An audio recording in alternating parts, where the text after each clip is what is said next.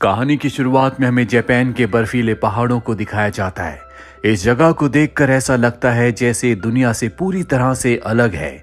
यहाँ पर एक हाईटेक लैब भी होती है जहाँ पर जॉर्ज नाम का एक आदमी काम करता है।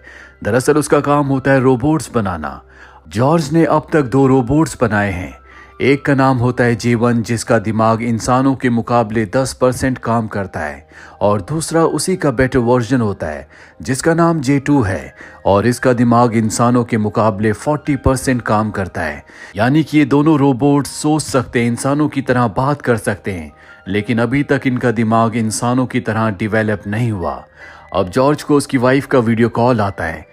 ये दोनों एक दूसरे को बहुत मिस करते हैं। शायद काम की वजह से ये दोनों एक दूसरे से बहुत दूर हैं। अपनी वाइफ से वीडियो कॉल करने के बाद उसका उसकी बॉस के साथ कॉन्फ्रेंस होता है। उसकी बॉस कहती है कि तुम्हें हमने 3 साल का वक्त दिया था और 2.5 साल बीत चुके हैं। इन 2.5 सालों में तुमने मात्र J1 को बनाया है। 6 महीनों में अगर तुमने कुछ अच्छा नहीं बनाया तो हम तुम्हें तुम्हारी जॉब से निकाल देंगे। दरअसल जॉर्ज ने किसी को नहीं बताया होता कि उसने J2 भी बना दिया है और अब उसके पास मात्र 6 महीने हैं। इसके बाद जॉर्ज एक सीक्रेट कमरे में जाता है जहां पर वो J3 को बना रहा होता है। उसके दिमाग का सॉफ्टवेयर उसने पूरा कर लिया है जो कि इंसानों की तरह पूरा 100% काम करेगा। साथ ही उसने इस रोबोट को अपनी वाइफ की जैसी शक्ल दी है। दरअसल उसने अब तक जो भी J1, 2 और 3 बनाए हैं इन सब को उसने फीमेल ही बनाया है, और साथ ही इन तीनों का जो कॉन्शियसनेस का सोर्स है वो एक ही जैसा है। यहाँ पर जब वो J3 पर काम करता है तो J2 को जेलसी होती है क्योंकि उसे पता है कि अगर उसने J3 को बना दिया तो उसे कोई इंपॉर्टेंस नहीं मिलेगी। दरअसल J2 का जो दिमाग है वो एक टीनेजर की तरह है क्योंकि उसका दिमाग 40% ही अब तक डिवेलप हुआ है। जॉर्ज J2 को समझाता है कि J3 के बनने के बाद भी मैं तुम्हें इंपॉर्टेंस दूंगा, लेकिन J2 को उस पर विश्वास नहीं है। अब एक सुबह जॉर्ज देखता है किसी ने दरवाजे को खोल दिया है जिस वजह से एक वुल्फ अंदर आ गया। वो वुल्फ को तो भगा देता है, लेकिन उसे समझ में आ जाता है कि सिक्योरिटी के साथ किसी ने छेड़छाड़ की है, जबकि उसके अलावा इस भीड़ जगह में इस लैब में कोई और नहीं है सिवाय J1 और J2 के। वो J2 से इस बारे में पूछता है, लेकिन J2 साफ साफ मना कर देती है कि उसने सिक्योरिटी के साथ कोई छेड़छाड़ नहीं की। अब जॉर्ज से मिलने के लिए यहाँ पर कुछ लोग आने वाले हैं, इसीलिए जॉर्ज J1 और J2 को छुपा देता है। साथ ही वो ब्रिज को कनेक्ट कर देता है। दरअसल किसी को भी अगर लैब तक आना है तो उसे एक ब्रिज से होकर आना होगा जिसे कनेक्ट और डिसकनेक्ट किया जा सकता है, और अब उसके गेस्ट लैब के अंदर आ जाते हैं। दरअसल ये एक कंपनी से आए हैं जिस कंपनी का नाम आर्काइव है, और इनकी बातों से हमें पता चलता है कि आज से कई साल पहले जॉर्ज की कार का एक्सीडेंट हुआ था, जिस एक्सीडेंट में उसकी पत्नी की मृत्यु हो गई थी। और इस कंपनी का काम होता है कि किसी भी मरे हुए इंसान की कॉन्शियसनेस को एक बॉक्स के अंदर डाल देना ताकि उसके अपने रिलेटिव्स उससे बातें कर सकें, और ऐसा सिर्फ 200 घंटों तक किया जा सकता है। यानी कि 200 घंटों की वीडियो कॉल्स के बाद वो बॉक्स, वो कॉन्शियसनेस अपने आप ही खत्म हो जाएगी। और जॉर्ज ने भी अपनी पत्नी की कॉन्शियसनेस को एक बॉक्स में डलवाया था जिसके थ्रू वो उससे वीडियो कॉल करता है, लेकिन अब सिस्टम में कुछ एरर आने की वजह से वो अपनी वाइफ से कांटेक्ट नहीं कर पा रहा होता। जब भी उसकी वाइफ कॉल करती है तभी वो उससे बात कर पाता है, और वैसे भी अब उसके 200 घंटे पूरे होने वाले हैं, जिसके बाद शायद वो अपनी पत्नी को वीडियो कॉल कभी ना कर पाए। अभी आर्काइव को चेक करते हैं और इन्हें पता चलता है कि आर्काइव के साथ किसी ने छेड़खानी की है। वो समझ जाते हैं कि ये जॉर्ज का काम है।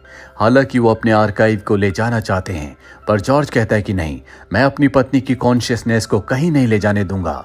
अब यहाँ पर जो बॉस होता है वो जॉर्ज को कहता है कि ठीक है, तुम इसे अपने पास रख सकते हो, और वहाँ से वो चला जाता है। दरअसल आर्काइव के साथ छेड़खानी की किसी को परमिशन नहीं होती, लेकिन जॉर्ज ने सच में अपनी पत्नी की कॉन्शियसनेस को वहां से कॉपी करके अपने J1, J2 और J3 प्रोजेक्ट में डाला था। इसका मतलब ये है कि उन रोबोट्स के अंदर उसी की वाइफ की कॉन्शियसनेस है, यानी कि वो रोबोट के रूप में अपनी पत्नी को एक बार फिर से जिंदा करना चाहता है। वो J3 पर काम करना शुरू करता है। वो देखता है कि उसका दिमाग अच्छे से काम कर रहा है, वो अपने आसपास की हर एक चीज को अच्छे से सेंस कर सकती है, वो J1 और J2 से भी मिलती है, जिनसे मिलकर उसे खुशी होती है, लेकिन J2 J3 को बिल्कुल पसंद नहीं करती। अब अगले दिन जॉर्ज जब बाहर जाता है तो उसे एक फ्लाइंग ऑब्जेक्ट दिखता है। तभी J3 उसे कॉल करके बताती है कि लैब में पावर कट हुआ है, वो जल्दी से लैब में आता है। दरअसल लैब बहुत पुरानी है, इसीलिए यहाँ पर इस तरह की चीज़ें होती रहती हैं। अब जॉर्ज अपने बॉस के कहने पर एक आदमी से मिलता है जो कि सिक्योरिटी प्रोवाइडर होता है। वो जॉर्ज को बताता है कि तुम्हारे ऊपर नज़र रखी जा रही है, हो सकता है कि कोई तुम्हारे ऊपर हमला भी करे। इसके बाद जॉर्ज वापस अपनी लैब में आ जाता है और रात को जब वो सो रहा होता है तो उसे अपनी पत्नी का सपना आता है, लेकिन तभी इमरजेंसी अलार्म बजता है जिससे उसकी नींद खुल जाती है।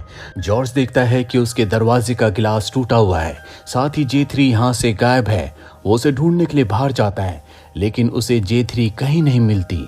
जब वो वापस लैब में आता है तो J3 उसके ऊपर हमला कर देती है और कहती है कि मुझे पता है कि तुम मेरे दिमाग के साथ क्या कर रहे हो। J2 ने मुझे सब कुछ बता दिया है।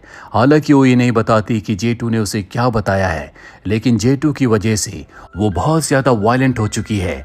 लेकिन जॉर्ज किसी भी कीमत पर अपने इस प्रोजेक्ट को पूरा करना चाहता है। इस प्रोजेक्ट के चलते वो पिछले कई वक्त से J2 और J1 पर बिल्कुल ध्यान नहीं दे रहा होता, ना ही उसने उन दोनों को अपडेट किया है, जिस वजह से J2 जेलस हो गई होती है। जॉर्ज को डर होता है कि J2 की वजह से उसका प्रोजेक्ट कहीं खराब ना हो जाए, इसीलिए वो उसे कुछ वक्त के लिए ऑफ कर देता है।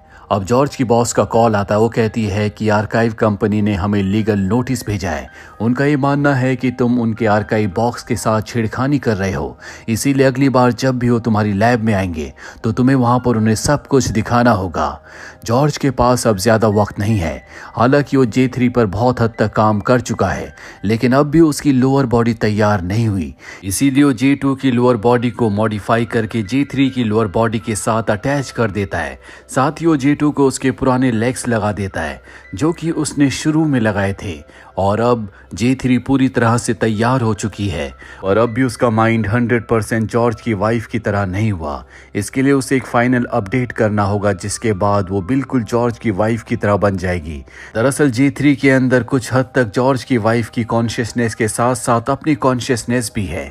और अब जॉर्ज J2 को एक बार फिर से ऑन कर देता है, लेकिन वो उस पर ध्यान नहीं देता, जिस वजह से J2 को बहुत हर्ट होता है। वो छुप छुप कर J3 और जॉर्ज को देखती रहती है और एक दिन फ्रस्ट्रेट होकर वो पानी में डूब जाती है, जिस वजह से वो पूरी तरह से ऑफ हो जाती है। J2 के जाने के बाद J1 पूरी तरह से अकेली हो चुकी है। उसका दिमाग बच्चों की तरह है। उसे हमेशा J2 का साथ अच्छा लगता था। और अब रात को जॉर्ज को सपना आता है, जिस सपने में वो उस एक्सीडेंट को देखता है जब वो ड्राइव कर रहा था। उसकी पत्नी उसके साथ थी। वो अपनी पत्नी को इसी प्रोजेक्ट के बारे में बता रहा था कि उसे जापान जाना है, जहां पर वो 3 साल तक रिसर्च करेगा। लेकिन उसकी पत्नी नहीं चाहती थी कि वो उससे दूर जाए और ठीक उसी वक्त एक्सीडेंट हो जाता है, जिसमें उसकी पत्नी की मृत्यु हो जाती है। जब वो सपना देख रहा होता है तो वहीं J3 को भी ये सब कुछ याद आ रहा होता है और अब वो जॉर्ज को बताती है कि जिस वक्त मेरा एक्सीडेंट हुआ था मैं प्रेग्नेंट थी। जॉर्ज को इस बारे में पता नहीं होता, इसीलिए आर्काइव से कॉल करके वो अपनी वाइफ से कंफर्म करना चाहता है, लेकिन उसका कॉल कनेक्ट नहीं होता। दरअसल जब से उसकी वाइफ की कॉन्शियसनेस को आर्काइव के अंदर डाला गया है, वो कभी अपनी वाइफ को कॉल नहीं कर पाया। जब भी कॉल आता है उसकी वाइफ का ही आता है। और वैसे भी अब उसके पास शायद कुछ ही मिनट्स बचे हैं, यानी कि वो एक आखिरी बार अपनी वाइफ से वीडियो कॉल पर बात कर सकता है। वो कस्टमर केयर में कॉल करता है और बताता है कि कुछ वक्त पहले आपकी कंपनी से 2 लोग मेरी लैब में आए थे। वो उनका नाम भी बताता है, लेकिन उसे बताया जाता है कि इस नाम के कोई भी एम्प्लॉयज़ हमारी कंपनी में जॉब नहीं करते।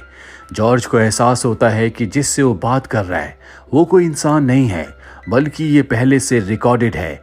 वो समझ जाता है कि उसके पास अब बहुत कम वक्त बचा है, इसीलिए वो अब पूरी तरह से अपनी वाइफ के माइंड को, यानी कि J3 के माइंड को अपडेट करना चाहता है, जिसके बाद J3 का माइंड पूरी तरह से उसकी वाइफ की तरह हो जाएगा। और अब इससे पहले कि वो अपडेट कर पाता, उसकी बॉस का कॉल आता है। वो J3 को देख लेती है। वैसे भी पानी में J2 की बॉडी उन्हें मिल गई होती है और वो जॉर्ज को बताती है कि आर्काइव कंपनी हमारी कंपनी के ऊपर केस करने वाली है क्योंकि तुमने उनके आर्काइव के साथ छेड़खानी की है, तुमने उनके डेटा को कॉपी किया है। वो हमारी कंपनी को बंद करवाना चाहते हैं, इसीलिए हमें इस पूरी जगह को डिस्ट्रॉय करना होगा ताकि उन्हें कोई सबूत ना मिले। जॉर्ज भागकर बाहर जाता है और वो कनेक्शन को डिस्ट्रॉय कर देता है। वहीं अंदर जब J3 अकेली होती है तो जॉर्ज की वाइफ का कॉल आता है जिसे J3 रिसीव करती है और वो जॉर्ज की वाइफ को कहती है कि आर्काइव के 200 घंटे पूरे होने के बाद मैं तुम्हारे हस्बैंड जॉर्ज का ध्यान रखूंगी, तुम उसकी बिल्कुल चिंता मत करो। ये कहकर J3 फोन को डिस्कनेक्ट कर देती है, लेकिन जॉर्ज की वाइफ एक बार फिर से कॉल करती है क्योंकि उसे बात समझ नहीं आती। जॉर्ज भी अंदर आ जाता है और अब वो कॉल को रिसीव करता है। वो अपनी वाइफ से कहता है कि मैं तुम्हें बहुत सारी बातें समझा नहीं सकता, लेकिन बहुत जल्द हम मिलने वाले हैं। और ये बात J3 भी सुन लेती है। उसे समझ में नहीं आता कि जब उसकी वाइफ मर चुकी है, आर्काइव के घंटे पूरी तरह से खत्म होने वाले हैं, तो वो अपनी वाइफ से किस तरह मिलेगा। जॉर्ज उसे बताता है कि मैं तुम्हें पूरी तरह से अपडेट करने वाला हूँ, जिसके बाद मेरी वाइफ की जो कॉन्शियसनेस आर्काइव में है पूरी तरह से तुम्हारे दिमाग में आ जाएगी और ऐसा करने से J3 की जो अपनी कॉन्शियसनेस, अपना वजूद है, वो हमेशा के लिए खत्म हो जाएगा। J3 ऐसा नहीं चाहती। जॉर्ज उसे समझाता है कि मेरी वजह से एक्सीडेंट हुआ था, तुम्हारी मृत्यु हो गई थी, मुझे एक मौका दो, मैं तुम्हें एक बार फिर से इस बॉडी में जिंदा करना चाहता हूँ। और ठीक इसी वक्त उसकी बॉस के जो लोग होते हैं यहाँ पर इस जगह को डिस्ट्रॉय करने के लिए आ जाते हैं। इससे पहले कि वो जॉर्ज और J3 तक पहुँचते, जॉर्ज J3 को मना लेता है और अब वो उसके सिस्टम को, उसके ब्रेन को, सॉफ्टवेयर को अपडेट करता है, जिसमें उसे बहुत पेन होता है। ये पेन इतना ज़्यादा होता है कि वो बेहोश हो जाती है और जैसे ही सॉफ्टवेयर अपडेट होता है तो वो लोग जो इस जगह को डिस्ट्रॉय करने के लिए आए थे वो अपने आप ही गायब हो जाते हैं। और अब कुछ देर के बाद J3 को होश आ जाता है। वो पूरी तरह से उसकी वाइफ बन चुकी है, यानी कि उसके अंदर जो पहले अपनी कॉन्शियसनेस थी वो खत्म हो चुकी है।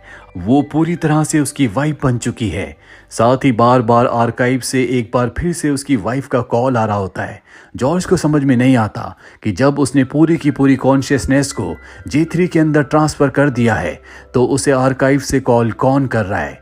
J3 उसे कॉल रिसीव करने से मना करती है और जॉर्ज कॉल को रिसीव करता है। ये उसकी वाइफ का कॉल होता है। वो कहती है कि शायद ये हमारी ज़िंदगी के कुछ आखिरी मिनट्स हैं, इसके बाद आर्काइव का टाइम हमेशा के लिए ख़त्म हो जाएगा, हम कभी एक दूसरे से बात नहीं कर पाएंगे। जॉर्ज फ़ोन पर एक बच्ची की आवाज़ भी सुनता है जो कि उसकी बेटी की आवाज़ है। और यहाँ पर हमें पता चलता है कि एक्सीडेंट में जॉर्ज की वाइफ की नहीं बल्कि जॉर्ज की मृत्यु हुई थी। उसकी वाइफ आज भी जिंदा है, जिसने एक बेटी को जन्म दिया और वो अपनी बेटी को पाल रही है, वो भी असली दुनिया में। जबकि जॉर्ज जिसकी मृत्यु हो चुकी है उसका सिर्फ दिमाग जिंदा है। और अब तक जॉर्ज के साथ जो कुछ हो रहा था, जिस तरह से वो J1, J2 और J3 को बना रहा था, ये सिर्फ उसके अपने दिमाग की कल्पना है। और अब इस आर्काइव का टाइम खत्म होने वाला है, इसीलिए उसका दिमाग अलग अलग तरह से हेलुसिनेट कर रहा होता है कि कैसे उसकी बॉस इस जगह को डिस्ट्रॉय करने वाली है। उसकी बॉस को पता चल चुका है कि वो आर्काइव से छेड़खानी कर रहा है। दरअसल उसका दिमाग मरना नहीं चाहता, लेकिन अब वो चाहकर भी अपने दिमाग को जिंदा नहीं रख सकता और उसे हमेशा के लिए जाना होगा। साथ ही वो कभी अपनी वाइफ को कॉल नहीं कर पाता क्योंकि खुद उसका दिमाग आर्काइव के अंदर था। उसकी वाइफ जो कि रियल वर्ल्ड में जिंदा है, जब वो चाहती थी तभी वो उसे कॉल करती थी। और जॉर्ज के दिमाग को ऐसा लगता था कि सिस्टम में कुछ न कुछ खराबी है, जिस वजह से वो अपनी वाइफ को कॉल नहीं कर पाता। जबकि सच्चाई ये है कि उसकी मृत्यु हो चुकी है और अब 200 घंटे भी पूरे हो चुके हैं, यानी कि अब वो शून्य में जाने वाला है। तो ये थी पूरी कहानी इस फिल्म की। उम्मीद करते हैं कि ये कहानी आपको पसंद आई होगी।